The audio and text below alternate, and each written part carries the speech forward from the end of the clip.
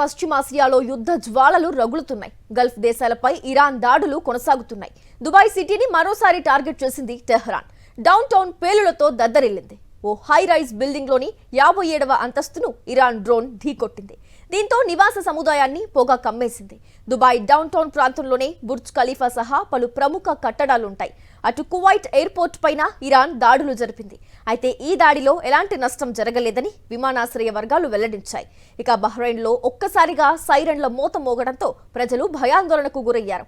ఎక్కడి వారు అక్కడ సమీపంలోని సేఫ్ జోన్స్ కు వెళ్లాలని అధికారులు అడ్వైజరీ జారీ చేశారు.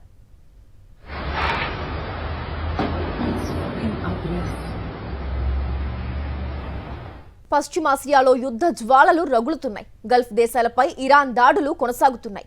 దుబాయ్ సిటీని మరోసారి టార్గెట్ చేసింది టెహ్రాన్. డౌన్ టౌన్ పేలులతో దద్దరిల్లింది. ఓ హై రైజ్ బిల్డింగ్ లోని 57వ అంతస్తును ఇరాన్ డ్రోన్ ఢీకొట్టింది. దీంతో నివాస సముదాయాన్ని పొగ కమ్మేసింది. దుబాయ్ డౌన్ టౌన్ ప్రాంతంలోనే బుర్జ్ ఖలీఫా సహా పలు ప్రముఖ కట్టడాలుంటాయి.